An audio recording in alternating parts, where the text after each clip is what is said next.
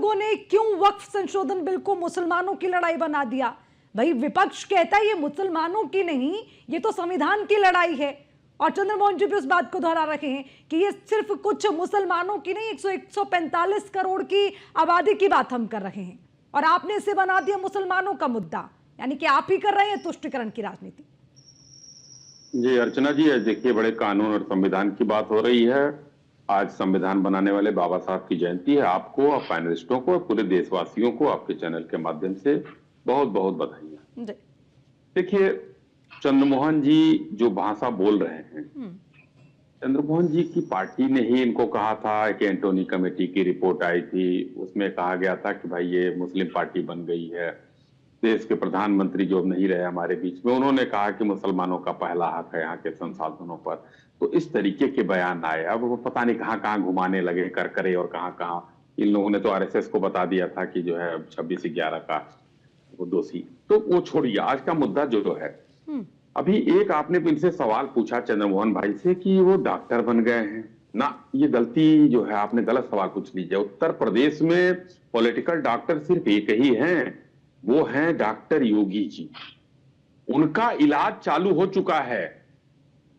और इन लोगों की दहशत जो इमरान मसूद टाइप लोगों की दहशत है, क्योंकि उनकी हिम्मत नहीं है जो जमीन कब्जा कर लिए हैं वो बचा ले जाएं। कब्जे वाली जमीन कागज दिखाएंगे बच जाएगी। भाई अगर रजिस्ट्री है, वक्फ भी है, आप दिखा दीजिए उसके रजिस्ट्री के पेपर, बच जाएगी। नहीं तो डॉक्टर योगी आदित्यनाथ की जो दवाई है वो इतनी तगड़ी बन के लगेगी कि फिर उठ नहीं पाएंगे ये लोग।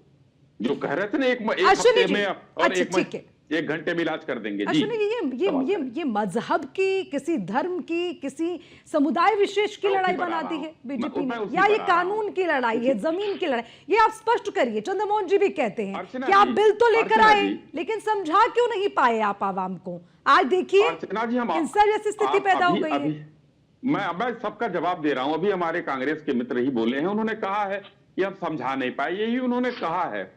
भाई मैं तो कह रहा हूं कि 1954 में ये कानून आया, 1995 में इसको और मजबूत किया गया, एक बार संशोधन किया गया, 2013 में किया गया। कितने लोगों की राय ली गई जरा बताएं ना हमारे मित्र को, अगर पता हो। हम तो कह रहे हैं 97 लाख लोगों की राय ली गई है पूरे देश में।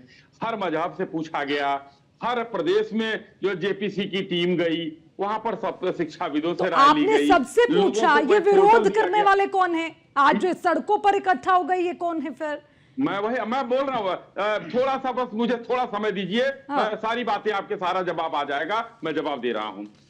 तो लेकिन ये वही लोग हैं जो आप धर्म की बात कर रही हैं। बताइए, अगर ये देश में कानून बन गया, 1954 में ये संविधान के खिलाफ नहीं था, 1995 में नहीं था, 2013 में नहीं था, उसी में संशोधन हो गया, तो ये खिलाफ कैसे हो गया?